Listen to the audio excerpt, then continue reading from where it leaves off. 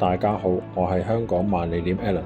今日為大家介紹一下我哋全新環保智能系列星系列嘅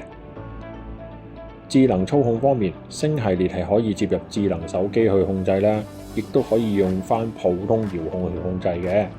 至於充電方面，星系列配備太陽能輔助充電系統，既可以用標準配備嘅太陽能板去幫助充電啦，亦都可以用返普通充電器去充電嘅，幫到你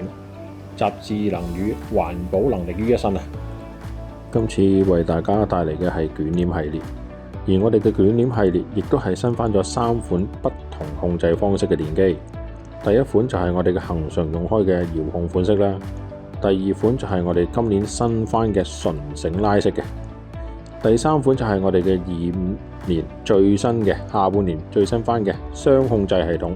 純繩拉式再加遙控嘅。以下落嚟，我會為大家介紹下我哋用呢幾款電機可以做到乜嘢嘅簾。第一款介紹嘅就係我哋嘅彩紗簾，即係而家俗稱嘅斑馬簾。斑馬簾嘅好處係可以隨意調整做半透光同埋擋光嘅。半透光既可以引入自然光，亦都可以避免陽光直接照射嘅，亦都可以根據用家嘅需求調節到擋光嘅狀態啦，提升絲印度之餘，亦都會降低室內嘅溫度。第二款我要介紹嘅就係我哋嘅油紗簾，而油紗簾係一種結合窗簾布料同透光窗紗簡約而優雅嘅窗簾，透過控制紗簾嘅翻轉、升降，令到調節光暗變得簡單嘅，既有簡約嘅外表，亦都好簡單嘅操控，簡直係有外表亦都有內涵嘅。第三款需要介紹嘅就係我哋嘅日夜捲簾嘅。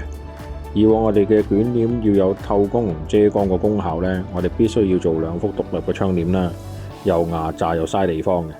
而家我哋嘅萬利簾將2幅傳統嘅捲簾二合為一，做到日夜捲簾嘅。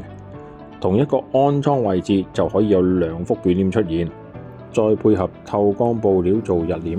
全遮光布料做夜簾啦，就可以實現到同一個位置做到透光同遮光2個需求。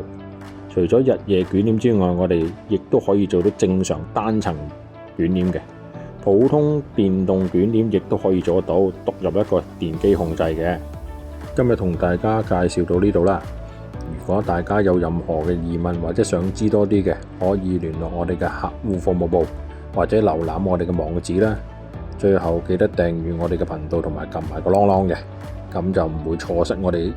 新嘅產品介紹啦。多謝大家收睇，拜拜。